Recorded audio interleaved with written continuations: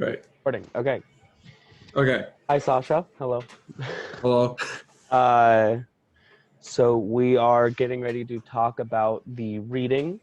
Um, I don't think I had ever heard, maybe I just don't remember hearing, but I don't think I had ever heard about the difference, like representative acting versus uh presentative. Is that what it was?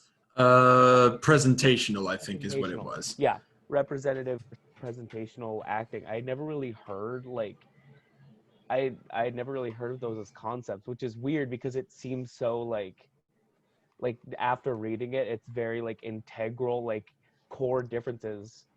I had never really thought about that aspect of it, I guess. Yeah, I mean, it's, I guess, like the most, I'm trying to think of like words here.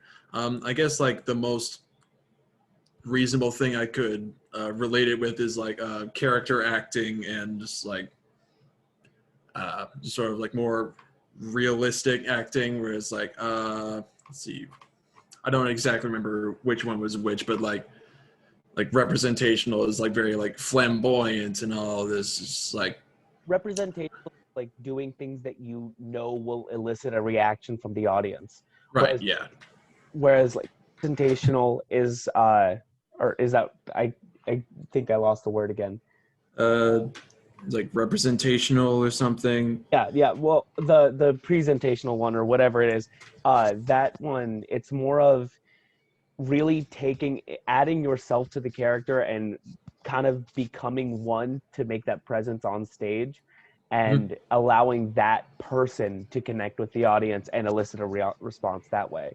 Yeah, it's just more like sort of like flamboyance or like sort of just doing things that you know are going to get a reaction versus like acting how the character would actually react in that scene to sort of make yourself as that person and just try Yeah. and yeah, just I mean, sort of the presentational obviously takes a lot more work.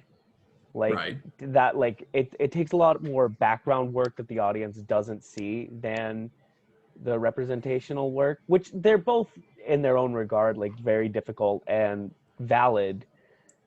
But I mean, just going off of the reading, it is very obvious that it's something that we should probably be talking more as like the presentational one is something that is more legitimate in a way. I don't know. Yeah. But yeah. Um One of the things I sort of agreed with her about is the sort of sink or swim kind of thing. Like a lot of people, I guess a lot of, let me try and figure out how to no, word this. I I know what you mean. Like the Right. Like you can't just like toss somebody up on a stage and just expect you're going to do the thing and you're just going to learn how to become an actor from going up on stage and just doing it. actors, yeah. That's not necessarily how that works. You gotta, it takes time to actually like develop an acting style, just sort of how you go about things. You can't just throw somebody up onto a platform and expect them to be able to know what to do and to do it well. It's, There's a really a very social construct we have around acting that is, you either can do it or you can't, and there's no in between. You can't work your way into being a good actor. You either are or you aren't, and that's where that is like, you can either do it or you can't. So when you start, you don't work your way up, and we don't, like, sometimes we don't treat it as the art form it is. Like she says, like with like a violinist practices every day and they take way more time and care to like perform, but an actor may not. Like they may learn their lines and put on this facade but never like take the time to actually do it and work on their craft. right. I remember reading somewhere and they're like, she described it as like just like putting on a mask that you would just Yeah. hide behind. It's like, oh, this is my character. This is who I am right now. And it wasn't necessarily her actually trying to become the character and actually sort of accurately portray, you know, how they would act, how they would do certain things, how they would like walk about the stage, that sort of thing. Instead, it was just sort of a front to sort of just like, this is who I am, That's except not really. definitely, yeah, that's definitely a thing that like I've even seen personally, like, because that's kind of like the thing is that people are acting, they're like, I get to be someone else for like, that's kind of like that main idea that people get about it, especially when they start like, because like we both started in community theater in as a kid, and like that's kind of just what people did, is they Mhm. were like just doing whatever would get the audience to applaud. Right. I mean, And yeah, you know, community theaters is just kind of a mixed bag, you know, because you just got people from like all over the town and like you just throw them up on stage and like the people don't know any difference. Like, especially small town theater like we started yeah. in, and not like, because there are some community theater is totally valid, because there are some like super professional Oh, community of theaters, course. Yeah. but like FCT, not a very Yes. professional community theater. Yeah. uh I actually, so this is kind of switching gears, but I actually found the like the method acting section kind of interesting, because I hadn't really thought about method acting in that way. I had always thought about it as the actor that's portraying some insane person, like going and like almost going insane for real kind of thing, like Right. that Yeah. like It's like, aspect of it, like yeah, you try to be the character so much that it's actually like detrimental to you as a person, and then yeah, you can't like get out of that. yeah, like it's a super exaggeration on the concept, but she says it in a way more like reasonable way, and I had never really thought about it that way, which is like how it can help with just like, in that, with the one scene where it was like they went off and actually had a meal and stuff, and that was like, it helped with continuity, it helped create atmosphere. I had never thought about that as method acting or anything like that, but that's a super interesting concept and something that I could definitely use more, Yeah. like something personally that I will honestly take away from this. Hmm. Let's see what else. I found the segment where like she's talking about like where she hears like professional working actors and like beginning actors. They all talk about like, oh, I want to be the best actor in America, but like, what is that? Like, there's no like de facto best actor. Like she also like compares it to like classical musicians like Haydn, Mozart, Beethoven. I mean, like they all worked in Vienna at the same exact time in history. It was like, is any one of them better than the other? It kind of depends on who you ask, but they were all geniuses in their own right, and they're not exactly above the other. I mean, again, depends who you ask. But Yeah. I mean, I get that, I really do, because the like I this is just one thing I've always had like a my music taste is super like all over the place. I yeah, like genre, all the like, so like I have favorite artists from each genre and I like them equally, and like, but like there's no compare, it's like there's no comparing them because it's completely different music. They're doing completely different things with everything. It's right. like the comparing apples to oranges. They're completely different things, and it's that. So I understand where she's coming from with like, you can't be the best at, like that's a very single.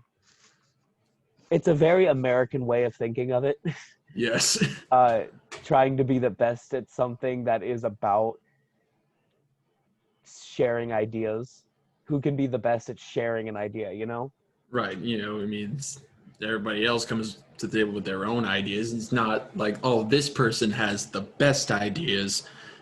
I mean, that just kind of shoves everybody else just out of the limelight. I mean, everybody else over here has some pretty good ideas, but we all just care about this guy over here for whatever reason.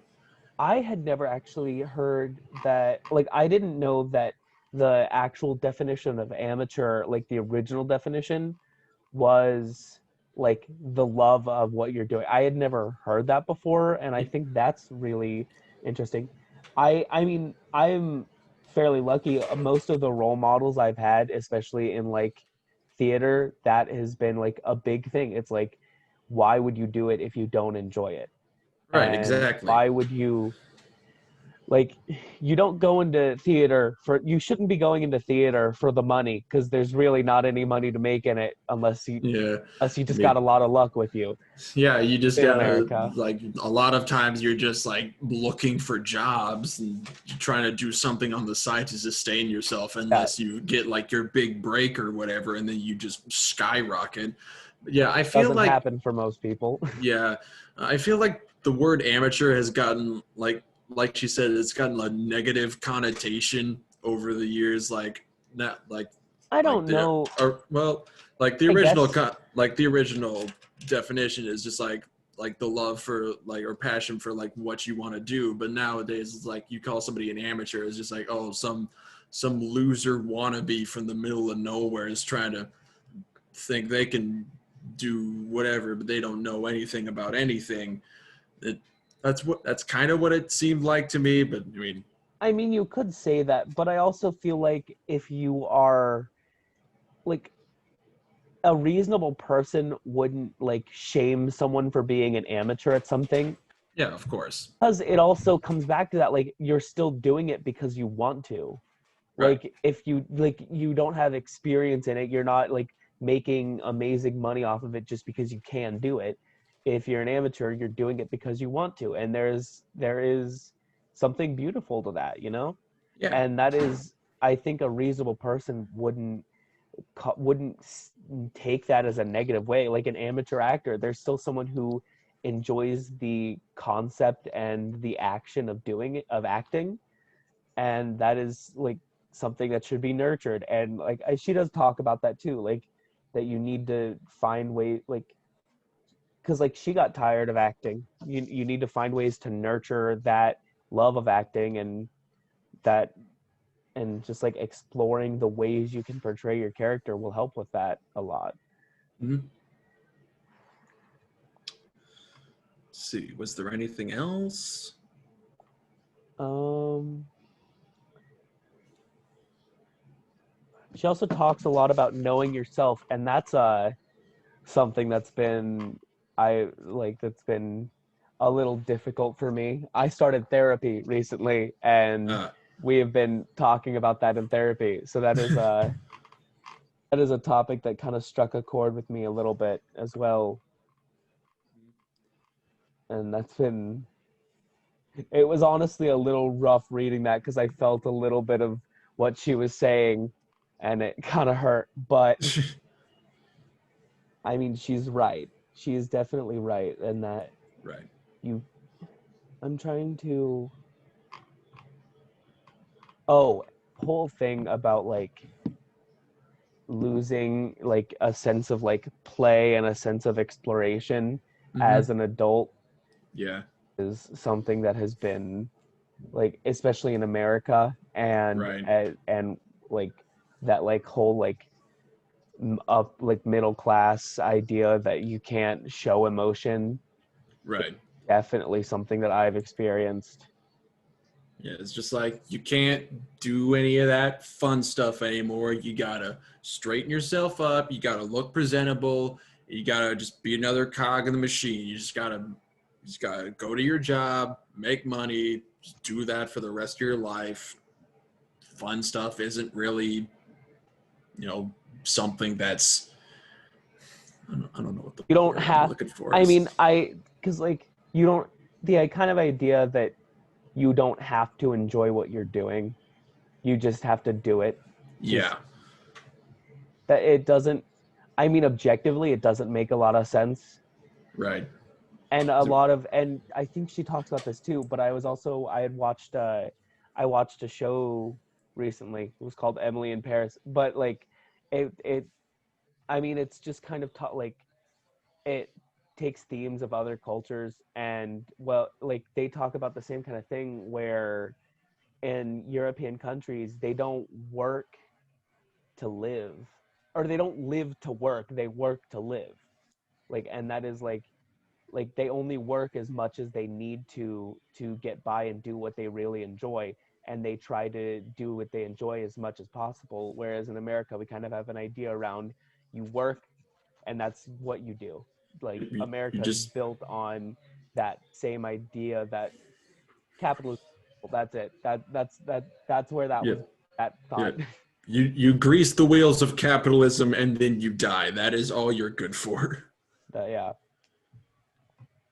What, there was something I was, ah, dang it, I lost it, my train of thought went somewhere else. Let's see.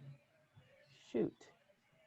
Well, I'm trying to find where I was getting off. Hmm. Um. Uh.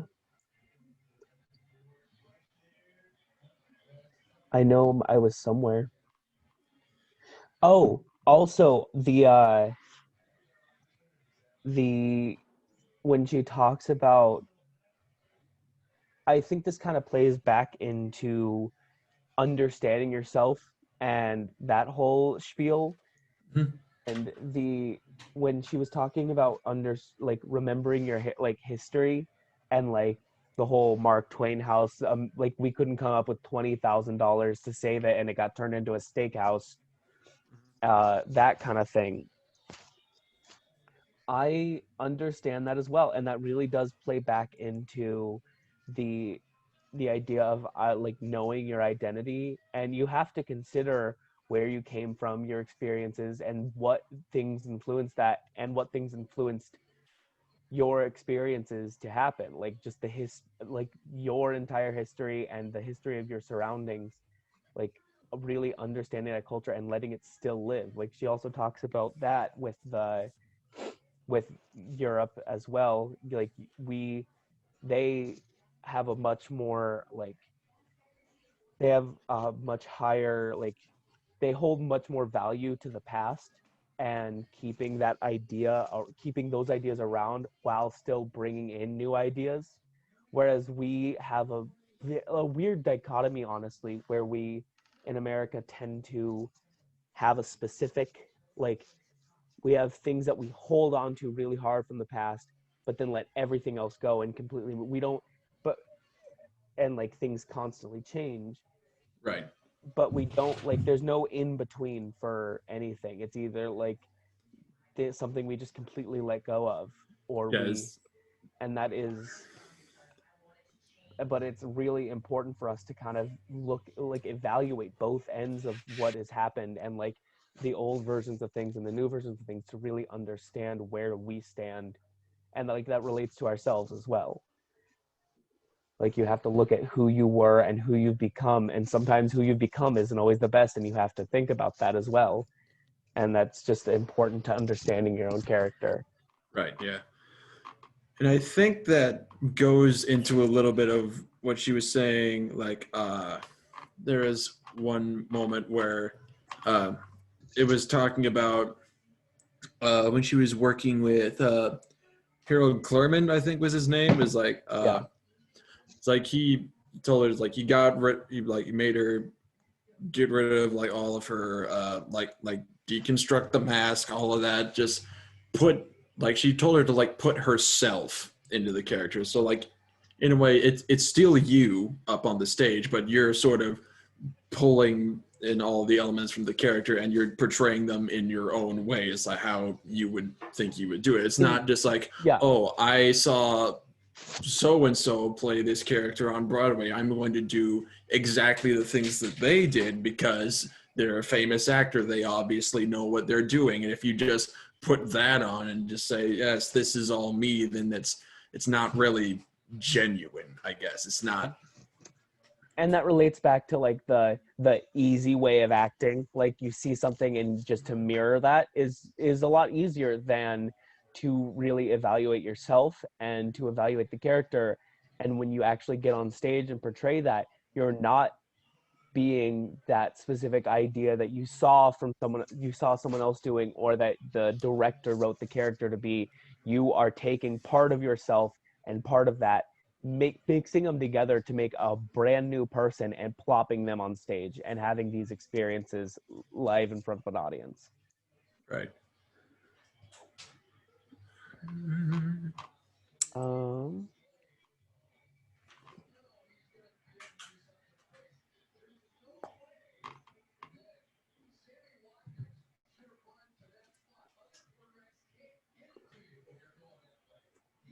I'm just trying to find a new talking point because I'm not. I mean, I think that's all I had. We're at like 20 minutes now. Are we? Yeah. Oh, I did not realize.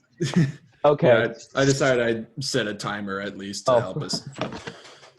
Okay, well, I mean, yeah, we talked about a lot of stuff from that reading, I guess, so we should be good. Yeah. Bye, Sasha. Bye-bye, Sasha. Well, not see you, I guess. Yeah. See ya, man. Yeah.